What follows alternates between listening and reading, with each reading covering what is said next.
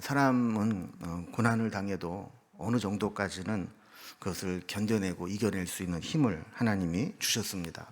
그래서 우리가 수많은 역경을 당하기도 하지만 또 반대로 그 역경을 이겨내는 믿음의 사람들도 얼마든지 있습니다. 그러나 그 고난이 지속되고 점점 더 심해지고 게다가 언제 끝날지 모르는 그런 막연한 상황이 되면 아무리 믿음을 가지고 역경을 이겨내는 사람이라 할지라도 서서히 지쳐가게 되죠. 이때 하나님께서 그 백성들을 위로하시는 방법 중에 하나는 묵시를 통해서 계시를 보여주시는 겁니다. 이 묵시라고 하는 것은 사전적 의미가 은연중의 뜻을 나타내 보이는 것 이렇게 되어 있습니다. 그래서 성경적 의미로 해석을 한다면 하나님께서 우리가 눈으로 보이지 않는 어떤 특별한 것들을 알려주신다, 은밀하게 알려주신다 하는 의미를 가지고 있습니다. 그래서 때로는 선지자나 예언자의 말씀을 통해서 우리가 보지 못하는, 알지 못하는 실상을 말씀으로 전해주시기도 하고, 때로는 어떤 꿈이나 환상 같은 것들을 통해서 우리가 알지 못하는 세계를 보여주시기도 하는 것이죠. 우리가 지금 요한계시록을 쭉 살펴보고 있는 가운데 요즘 살펴보고 있는 내용은 삽경 부분이다 그랬습니다. 주 계시가 흘러가고 있고 그 중간중간에 또 하나님께서 성도들에게 주시는 특별한 메시지를 보충 계시로 삽입해서 쓰여진 부분이 삽경이다 그랬는데, 이 삽경 가운데서 우리가 오늘 살펴보게 되는 14장의 말씀은 하나님께서 이 사도 요한에게 또 꿈과 환상을 통해서 여러 가지 이 계시들을 전달해 주는 내용입니다. 이 얘기는 무슨 얘기냐면, 지금 이 편지를 요한계시록을 받아서 읽게 될 초대교회 성도들이 그만큼 견디기 힘든 상황 가운데 있다는 거예요. 하나님께서 어떤 환상과 계시를 통해서 묵시를 보여주지 않으면 도저히 현실을 감당하기 힘들 정도로 힘든 상황 가운데 있다는 것을 말하는 겁니다. 그래서 요한을 통해서 여러 가지 환상을 통해서 그것을 보게 하시고 그 의미를 살펴주시면서 그 고난을 이겨내게 하시는 거죠. 그래서 14장에는 총 7개의 환상들이 기록되어 있다라는 걸 살펴보고, 지난주에 이제 하나는 살펴보다가 시간이 없어서 3가지만 살펴보고 4가지는 살펴보지 못했습니다. 다시 14장에 등장하는 7개의 환상들을 한번 정리를 해보면 이렇습니다. 먼저 첫 번째는 1장 1절에서 5절까지 어린 양과 14만 4천 명의 성도들이 하늘에서 새 노래로 찬송을 부르게 되는 천상의 예배의 장면이 보여지게 되는데, 거기에서 새 노래를 배울 수 있는 자들이 누구인가 하는 부분들을 이야기를 했어요.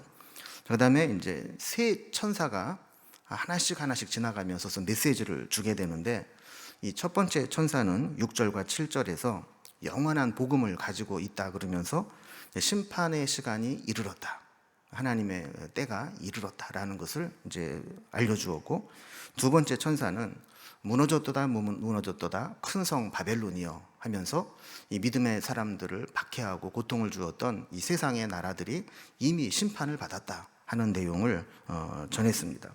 세 번째 천사는 그 세상의 압력을 받고 짐승의 표를 받고 경배한 자들에 대한 하나님의 심판의 메시지를 전하면서 너희들이 믿음을 지키지 못하고 배교하고 떠나게 되면 하나님께 이런 진노를 받을 것이다 하는 경고의 메시지를 받게 됩니다. 그리고 13절에서는 3명의 천사의 메시지가 끝나고 난 다음에 하늘에서 어떤 음성이 들립니다.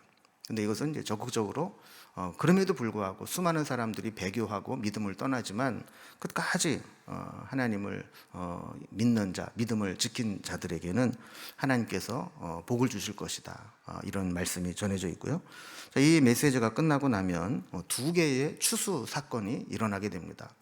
첫 번째는 주님이 예리한 낫을 들고 알곡을 추수해서 성도들을 하나님의 나라로 드리는 그런 믿음의 사람들을 추수하는 내용이 나오고, 이 두 번째는 낫을 든 천사가 나타나서 포도송이를 추수하게 되는데, 이 포도송이를 추수해서 그 포도즙 틀에 집어넣고 쥐어 짜서 포도즙을 내듯이 그렇게 하나님을 믿지 않고 믿는 자들을 박해하는 자들을 심판하게 될 것에 대한 메시지를 주시는 겁니다.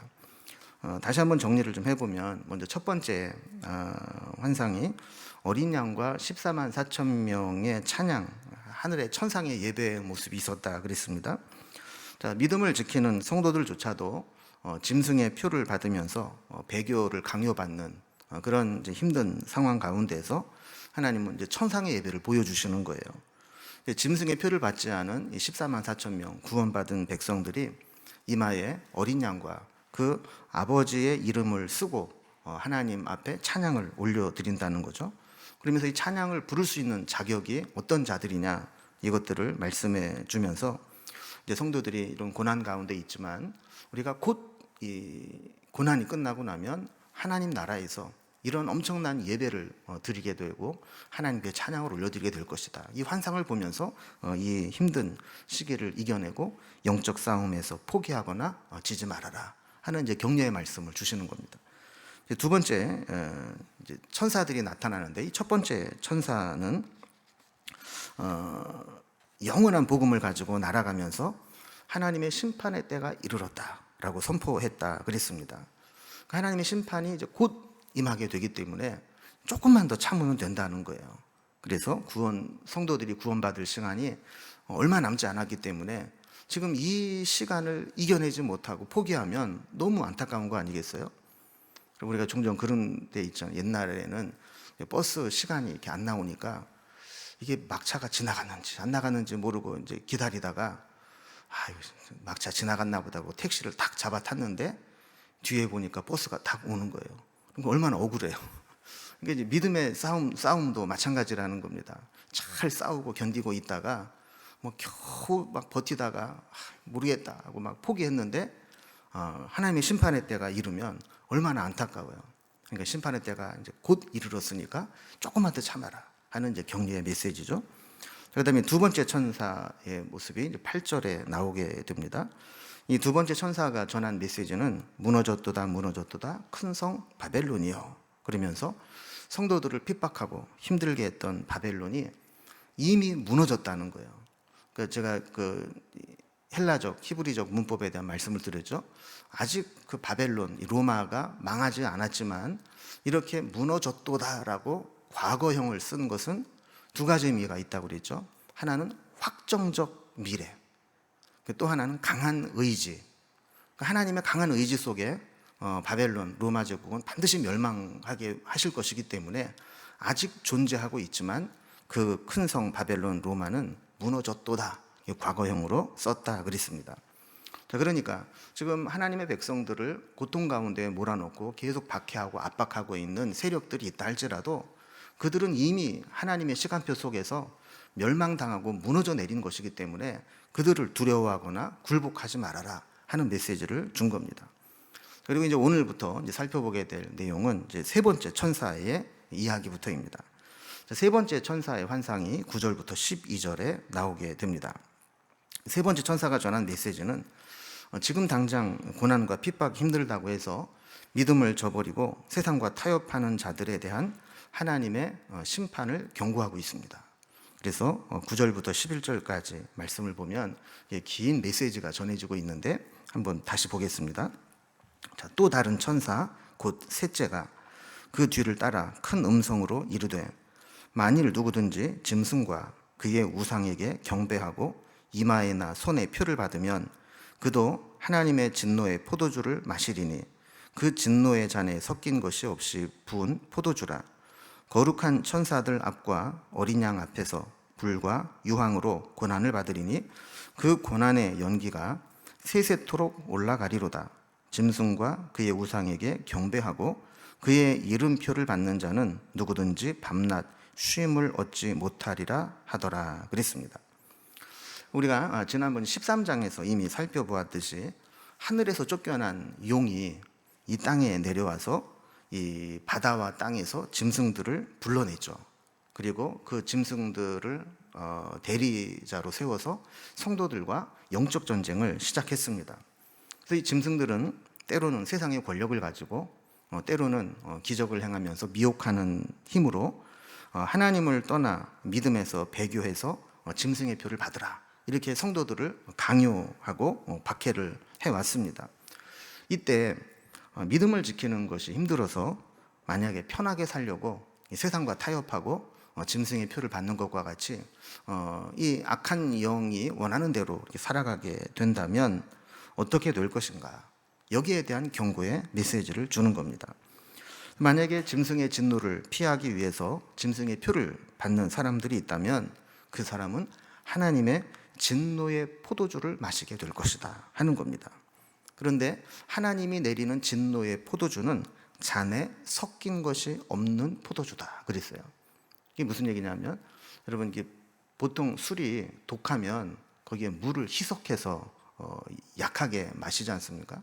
근데 여기에 희석되지 않은 그냥 아주 독한 그런 포도주를 마시게 할 것이다 라는 겁니다. 그 짐승이 주는 박해의 고통과는 비교할 수 없는 심판이 기다리고 있다라는 것이죠. 그리고 왜 그렇습니까? 이 세상의 고통, 세상의 심판은 이 세상에서 일시적인 것이고 또 죽으면 끝입니다. 그러나 하나님께 받는 심판은 죽는다고 끝나는 게 아니기 때문에 그렇습니다. 자, 이것을 거룩한 천사들 앞과 어린 양 앞에서 불과 유황으로 받는 고난이다 그러면서 이 고난의 연기가 세세토록 올라가는데 밤낮 쉼을 얻지 못하는 고통이 될 것이다 그랬습니다.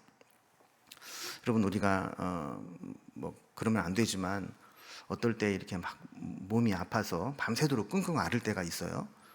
그러면 막 통증이 오다가도 잠깐 또 잠이 들면서 좀 그 통증을 못 느끼고, 그러다 또 아프면 또 깨가지고 또 아프다가도 또 다시 또 잠깐 또 잠이 들고, 이렇게 돼야 사람이 견디는 거지. 그냥 밤새도록 그냥 통증이 똑같이 임하면 어떻게 우리가 그걸 견디겠어요? 그때는 견디다 못해서 이제 응급실로 가는 거죠. 119를 불러가지고 도저히 못 참겠다 그러고 가는 거 아니겠어요? 그러니까 우리가 하나님께서 우리에게 이 심판을 하시게 되면 그때의 그 고통은 이렇게 쉼 없이 끊임없이 당하는 고통이 된다는 겁니다. 우리가 이제 비교를 해야 되는 거죠. 자, 우리가 지금 잠깐 이 세상을 편하게 살기 위해서 짐승의 표를 받고 세상과 타협해서 믿음을 버리고 살 것인가? 아니면 하나님을 버림으로 인해서 하나님께 영원한 쉼 없는 그 고통을 받을 것인가? 이 둘 중에 하나를 선택해야 된다는 거예요. 그래서 12절에 보면 성도들의 인내가 여기 있나니 그들은 하나님의 계명과 예수에 대한 믿음을 지키는 자니라 그랬어요. 그러니까 우리가 믿음이 흔들릴 때, 그리고 마지막 때가 될수록 우리에게 필요한 것이 뭐냐면 인내라는 거예요. 인내, 참는 것, 견디는 것, 버티는 것. 여러분, 어떤 고난에도 굴하지 않고 말씀을 붙잡고 믿음을 지킬 수 있는 것, 이것이 결정적인 순간에 우리에게 가장 필요한 덕목이 된다는 겁니다. 그 당시 이 요한계시록을 처음 받는 성도들은 계속 살펴보고 있는 내용이지만 황제 숭배를 강요당하고 황제 숭배에 동참하지 않으면 짐승의 표를 받지 못하고, 이 표를 받지 못하면 생활이나 생존이 힘든 그런 압박을 계속 받고 있었다 그랬습니다. 이런 상황 가운데서 성도들이 살아갈 수 있는 유일한 길은 뭐냐면 믿음으로 인내하는 거라는 거예요. 그럼 어떻게 보면 이 말씀은 요즘 우리에게도 해당되는 말씀입니다. 요즘에 이 세상에서 믿음을 지키며 사는 것이 얼마나 어렵습니까? 심지어는 내가 믿는 사람이다 라는 것을 밝히는 것조차 용기가 있어야 할 수 있을 정도로 좀 믿음을 지키며 사는 것이 쉽지 않습니다. 또 믿음을 지키며 산다라고 하는 것은 순교적 각오로 대단한 결심을 하고 한번 눈 한번 질끈 감고 끝나는 것이 아니라, 사실 우리가 살아가면서 매일매일 매 순간마다 견디기 힘든 압박과 고난 속에서도 포기하지 않고 버티는 것이 믿음이라는 거예요. 그래서 주님은 이 세 번째 천사의 이 환상을 통해서 우리가 지금까지 잘 믿음을 가지고 살아왔는데 여기에서 믿음을 버리고 배교하게 된다면 하나님께 이런 심판을 받게 될 것이다 라는 메시지를 보여주면서 우리에게 경고하시는 것이죠. 그 다음에 이제 다섯 번째 환상이 13절에 나옵니다. 그래서 하늘에서 들리는 음성이 있었다 그러는데, 이렇게 세 천사가 지나가고 난 다음에 하늘에서 또다시 음성이 들립니다. 13절 말씀을 보면, 또 내가 들으니 하늘에서 음성이 나서 이르되 기록하라. 지금 이후로 주 안에서 죽는 자들은 복이 있도다 하시매, 성령이 이르시되 그러하다. 그들이 수고를 그치고 쉬리니 이는 그들의 행한 일이 따름이라 하시더라 그랬습니다. 여러분, 우리가 방금 살펴본 세 번째 천사의 이 메시지가 배교자들에 대한 심판을 경고하면서 믿음을 지켜라, 이렇게 이 소극적인 차원으로, 부정적인 의미로 경고했다면, 이제 13절에 나오는 하늘에서 들리는 이 음성은 더 적극적으로 말씀하는 겁니다. 만약에 우리가 믿음을 지키다가 설령 죽는 한이 있더라도 그 죽음은 절대로 헛된 죽음이 아니라 하나님께서 아주 귀하게 복되게 여겨주시는 죽음이다 라고 이야기를 하는 겁니다. 이 말씀하신 말씀의 주체가 누구라고 밝히고 있지는 않지만 하늘에서 음성이 들렸다 그래요. 그래서 어떤 이는 이 말씀하신 이가 네 번째 천사다 이렇게 말하는 이도 있고, 또 어떤 이는 성부 하나님이다 이렇게 말하기도 하는데, 어쨌든 하나님이 천사를 시켜서 했던, 하나님이 직접 말씀하셨던 하나님의 메시지인 것은 분명합니다. 자, 그렇다면 뭐라고 말씀을 하셨는가? 다시 보면 지금 이후로 주 안에서 죽는 자들은 복이 있도다 그랬어요. 사실 이 말씀은 장례식에서 말씀을 전할 때 많이 인용하기도 하는 그런 말씀이거든요. 그러니까 우리가 주 안에서 죽은 것은 그냥 소멸되고 허무하게 없어지는 것이 아니라 예수 믿고 죽은 것이 참 복되다라는 말씀을 전하기도 하는데, 사실 이 원래의 진짜 의미는 뭐냐면 그냥 우리가 편안하게 예수 믿고 편안하게 죽은 것을 의미하는 게 아니라, 아까도 말씀드린 것처럼 지금 믿음을 지키기가 참 고통스러운 시기고 때로는 목숨을 내놓고 믿어야 되는 상황인데, 그 가운데에서 믿음으로 살다가 만약에 죽는다면 그 죽음은 주님께서 아주 귀하고 복되게 여겨주신다는 거예요. 여러분, 사람들은 죽음을 싫어하고 죽음을 두려워합니다. 그래서 믿음을 지키다가 만약에 그 결과로 죽게 되거나, 또 주변에 있는 분들이 믿음을 지키다가 죽는 모습을 보게 되면 회의에 빠지기 쉽습니다. 정말 믿음으로 산다고 살았는데 저렇게 고생만 하다가 죽음으로 끝나는 것인가, 이런 생각을 할 수 있는 것이죠. 그러나 믿음을 지키다가 주 안에서 죽게 된다면 그것은 복된 죽음이라 말씀을 해요. 왜냐하면 이렇게 믿음으로 죽는 죽음 그 이후에는 참된 안식이 기다리고 있기 때문이라는 거예요. 그러면서 이는 그들이 행한 일이 따름이라 그랬어요. 여러분, 그들이 행한 일이 따름이라 라는 게 무슨 뜻이냐면, 여러분, 우리가 이 땅에서 어떻게 살았느냐 하는 것은 단지 이 세상의 평판으로 끝나지 않는다는 겁니다. 우리가 이 세상에서 어떻게 살았느냐가 그 결과에 따라서 심판의 기준이 된다는 거예요. 그래서 우리는 우리의 행하는 수고, 우리가 고통 가운데 지켜낸 믿음, 그리고 믿음을 지키기 위해서 때로 당한 고난과 박해, 이런 것들은 무의미하고 쓸모없는 것들이 아니라 나중에 우리의 영원한 삶을 결정짓는 중요한 근거가 된다는 것이죠.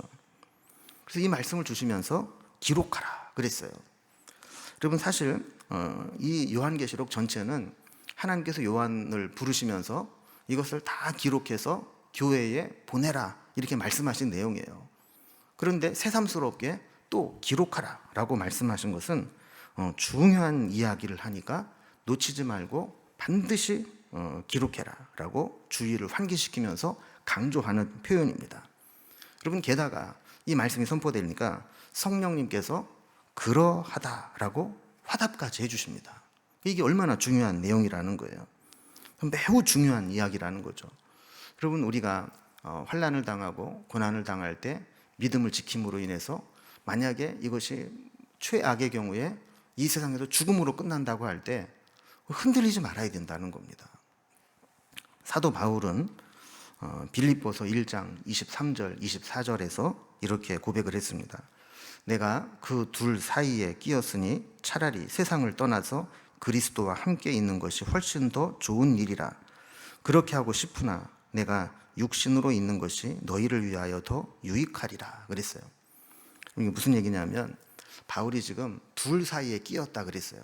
그 앞에 무슨 얘기냐면 내가 사나 죽으나 그리스도를 위해 사는 것이 유익하다 이런 얘기를 했어요. 그러니까 둘 사이라는 것은 내가 사느냐 죽느냐 이 둘 사이에 지금 있다라는 겁니다.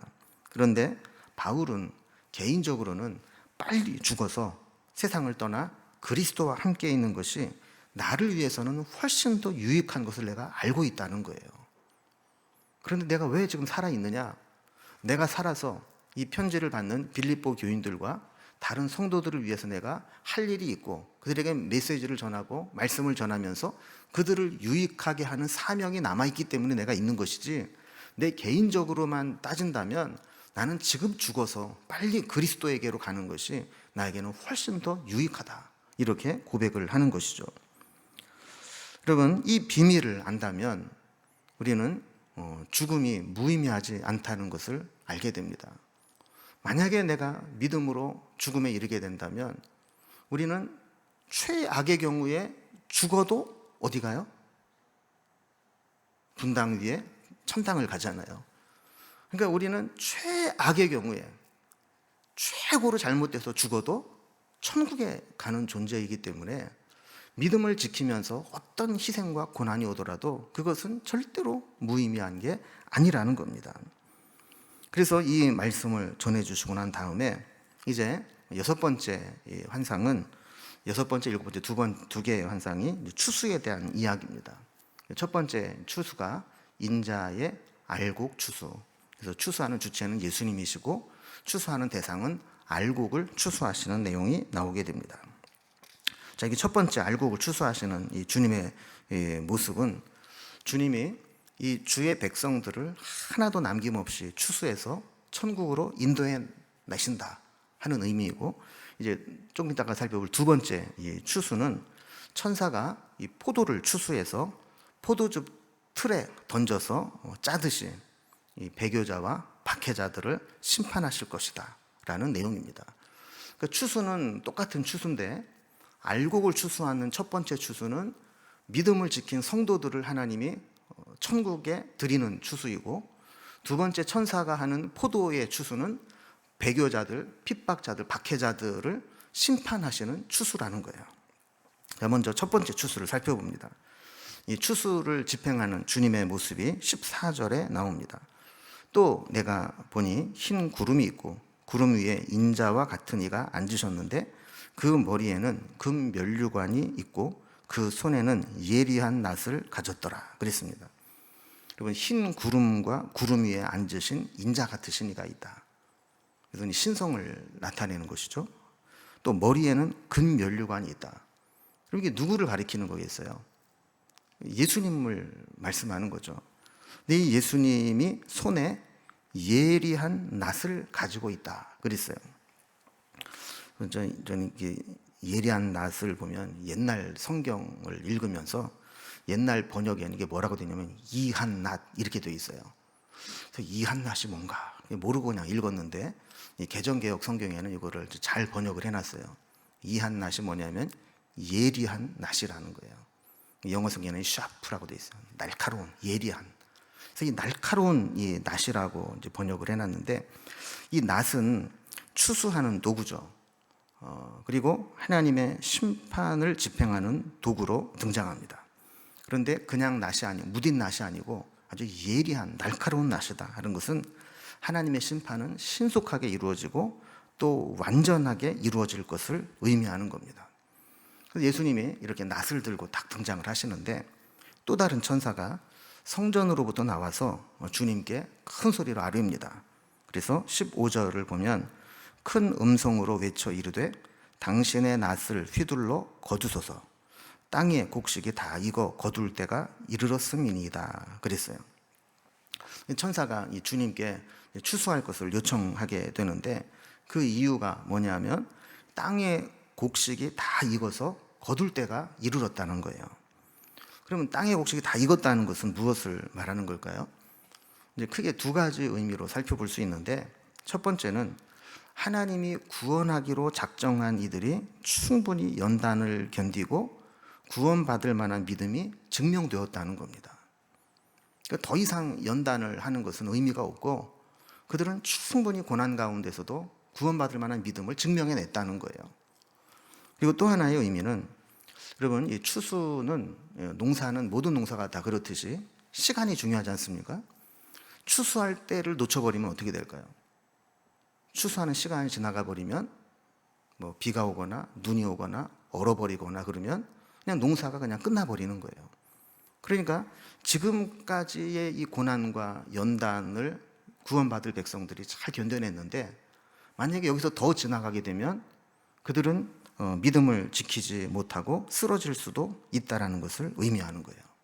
그러니까 지금이 추수할 가장 적절한 타임, 그러니까 구원받을 백성들을 모을 수 있는 최고의 적절한 타이밍이라는 겁니다. 그래서 하나님께서 이제 하나님의 백성들을 알곡을 추수하듯이 하나도 남김없이, 하나도 잃지 않고 다 천국으로 인도하실 때가 되었기 때문에 이제는 하나님께서 이 땅의 백성들을 추수해 주십시오 라고 요청을 했다라는 겁니다. 16절에 보면 구름 위에 앉으신 이가 낫을 땅에 휘두르매 땅의 곡식이 거두어지니라 그랬어요.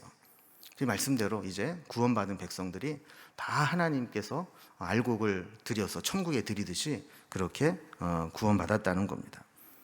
사도행전 13장 48절에 사도 바울이 전한 복음의 말씀을 듣고 이방인들이 듣고 기뻐하여 하나님의 말씀을 찬송하며 영생을 주시기로 작정된 자는 다 믿더라, 이렇게 말씀하신 것처럼 하나님께서 이제 딱 때가 되어서, 추수 때가 되어서 추수를 하시듯이 구원하기로 작정한 영혼들을 다 구원하시도록 하는 그 추수의 때가 곧 임한다는 겁니다.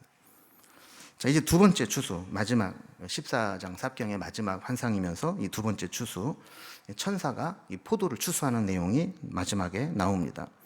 자, 이번에는 아까 그 첫 번째 추수에서는 예수님이 낫을 들고 등장하셨는데 이 두 번째 추수는 천사가 낫을 들고 등장합니다. 17절 말씀을 보면 또 다른 천사가 하늘에 있는 성전에서 나오는데 역시 예리한 낫을 가졌더라 그랬습니다. 자, 마찬가지로 또 다른 천사가 이제 낫을 든 천사에게 추수를 시행하도록 전합니다.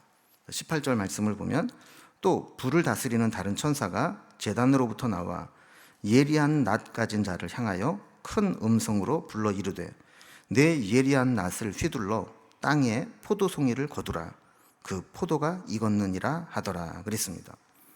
그러니까 알곡을 추수할 때도 추수할 때가 되어서 거둘 때가 되었듯이 이제 땅의 포도도 다 익었으니 포도송이를 거두라, 포도를 추수할 때가 되었다는 겁니다. 그래서 19절에 보면 천사가 낫을 땅에 휘둘러 땅에 포도를 거두어 하나님의 진노의 큰 포도주 틀에 던지매 그랬습니다. 그 포도는 단순히 수확하고 거두는 것으로 끝나는 것이 아니라 그것을 거두어서 큰 포도주 틀에 던져라 그랬습니다. 그럼 포도는 그 팔레스타인 지역에서 많이 재배하는 그런 이제 식물 중에 하나인데, 왜냐하면 이 포도는 척박한 땅에서도 이게 잘 지납니다. 그래서 자랍니다. 그래서 햇볕만 잘 들면 이 포도 농사는 땅이 아주 척박하고 돌밭 이런 데서도 잘 자라거든요. 그리고 포도는 열리면 송이로 그냥 주렁주렁 열리고 또 아주 맛이 달콤하고 참 좋은 장점이 있지만 이 포도의 단점이 하나 있어요. 그게 뭐냐면 보관이 용이하지 않다는 거예요. 포도는 금방 상하고 발효가 되고 썩어서 이걸 보관을 잘못하면 아무리 맛있는 포도도 그냥 결국 못 먹고 버리게 되는 것이죠. 그래서 포도 농사를 짓는 곳은 항상 그 옆에 포도주 틀을 갖추고 있습니다. 보관이 안 되니까 그걸 보관할 수 있는 유일한 방법이 뭐냐면 냉장고가 없는 한 그것을 짜서 포도주를 만들어서 보관하는 것, 이 방법밖에 없는 거예요. 그래서 사실 포도주 틀에 짠다라는 것은 우리가 볼 때는 좀 낯선 광경이지만 이 편지를 받는 이스라엘 백성들에게는 또 아니 그 초대교회에 소아시아에 있는 교인들에게는 이게 너무나 익숙한 거죠. 아 그래, 포도나무를 심고 옆에 포도주 틀이 있고 포도를 수확하면 금방 먹을 수 있는 것들은 먹고 나머지는 다 놓고 밟아서 그것을 다 터뜨리고 그리고 나서 포도즙을 얻어서 포도주를 만들지, 이거를 다 알고 있는 겁니다. 그럼 포도를 이 포도주 틀에 던져서 밟게 되면 이 포도가 이렇게 알이 다 터지게 되고 그걸 막 짓이기게 되면 그 포도 껍질에 있는 이 붉은색이 다 퍼져 나오게 됩니다. 그래서 이 포도를 밟는 사람들은 그 사람의 옷에도 피 묻은 것처럼 이 포도색의 붉은 색들이 다 물들게 되는 거죠. 그래서 이것을 20절에서 이렇게 설명합니다. 성 밖에서 그 틀이 밟히니 틀에서 피가 나서 말 굴레까지 닿았고 1600 스타디온에 퍼졌더라 그랬습니다. 이 심판이 성 밖에서 이루어진다라고 하는 것은 하나님의 백성과 무관하게 하나님의 심판이 임하게 될 것이고, 또 심판의 틀에서 흘러나온 것은 높이로 따지면 말 굴레의 높이까지 잠기도록 많은 양이 나올 것이다. 그러니까 말 굴레까지 닿았다는 얘기는 이 말 굴레의 높이까지 큰 물결을 이루면서 흘러갔다 하는 것이고, 또 그 거리는 어디까지 닿냐면 1600 스타디온까지 퍼졌다.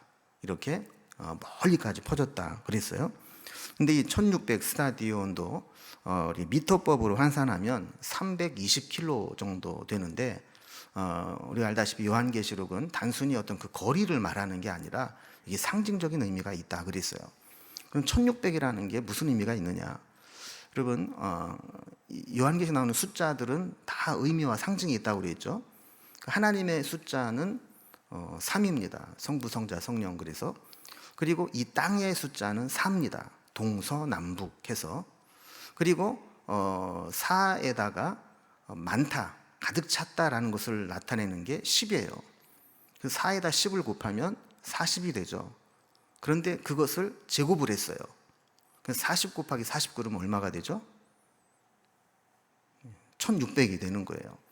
자, 그러니까 이 1600 스타디온이라는 숫자는 320km까지 이 포도주 틀이 흘러갔다라는 그런 거리를 말하는 것이 아니라 이 땅의 완전한 곳, 사방 어디에 가도 피할 수 없을 정도로 이 진노의 포도즙 틀이, 그 포도즙이 퍼져나갔다라는 것을 말하는 겁니다. 그러니까 완전한 하나님의 심판이 임하게 된다라는 것이죠. 하나님의 심판을 피할 수 있는 사람은 없습니다. 여러분, 이 세상에서는 신문에 보니까 법꾸라지라는 말이 있더라고요. 이 법을 잘 아는 사람은 죄를 짓고 잘못하고 나서도 이 법을 이용해서 아주 기가 막히게 빠져나가는 그런 사람이 있다는 거예요. 그러나 하나님의 심판 앞에서는 법꾸라지가 존재할 수가 없습니다. 하나님의 심판을 피할 수 있는 자는 아무도 없습니다. 지금 이제 우리가 7개의 환상들을 봤어요. 근데 여러분이 환상들을 7개의 환상들을 보면 한 가지 공통적인 메시지가 있다라는 것을 우리가 보게 됩니다. 이게 뭐냐면 이 심판에서 벗어날 수 있는 사람은 아무도 없다는 거예요. 하나님의 심판 앞에 서게 되면 우리는 천국에 들일 알곡이 되든 아니면 포도즙 틀에 넣어서 짜이게 되는 심판을 받는 대상이 되든 둘 중에 하나가 된다라는 겁니다. 그리고 이 하나님의 심판이 임할 것이기 때문에 우리에게 그 어떤 고난과 역경이 오더라도 우리는 그때까지 믿음을 지키는 것이 필요하다라는 메시지를 우리에게 주고 있는 겁니다. 여러분, 추수 때는 점점 가까이 다가오고 있습니다. 우리는 믿음이 흔들릴 때마다 어린 양의 이름과 그 아버지의 이름으로 인침받은 그런 구원받는 알곡과 같은 사람이 될 것인지, 아니면 지금 이 세상에서 당하는 힘들고 어려운 고난의 시기가 싫어서 짐승이 준 표를 받듯이 세상과 타협하고 믿음에서 떠나 살 것인지 우리는 선택하며 살아가야 된다라는 겁니다. 그리고 잊지 말아야 될 것은 우리가 어느 표를 받고 살든 그 결과에 대한 책임을 져야 된다라는 것입니다. 여러분, 우리가 신앙생활 할 때 항상 기쁘고 즐겁고 좋은 일만 있는 것은 아닙니다. 우리가 전도할 때는 예수 믿으면 만사형통하고 다 좋아지고 문제가 해결되고 행복해진다라고 꼬셔서 전도를 하지만, 사실 우리가 진짜 믿음 생활을 시작하고 나면 믿는다고 해서 고난이 없어지는 건 아니에요. 그러나 믿음 안에서 이겨낼 수 있는 힘을 얻게 되는 것이죠. 그래서 믿는다는 것이 우리에게 고난이 없어지는 것으로 의미하는 것이 아니라, 고난은 여전히 똑같이 있지만 믿음으로 이겨낼 힘을 얻는다는 것이죠. 근데 처음부터 그 얘기하면 예수를 안 믿을 수 있으니까 일단 예수 믿으면 다 해결된다고 해놓고 믿기 시작하면 우리가 믿음으로 이겨낼 수 있다, 이렇게 전하는 거 아니겠습니까? 여러분, 우리에게 고난이 없는 사람은 없고 힘든 일이 없는 사람은 없습니다. 그러나 그때 우리가 끝까지 성도의 인내로 믿음을 지켜낼 것인지, 아니면 짐승의 표를 받듯이 세상과 타협하며 살아갈 것인지, 이것을 결정해야 된다는 겁니다. 우리가 기왕 믿음을 가지고 하나님을 섬기며 살기 시작을 했으니까 끝까지 이 믿음을 지키고 마지막에 하나님의 영광스러운 추수에 참여하는 자들이 되기를 주님의 이름으로 기원합니다. 기도하겠습니다.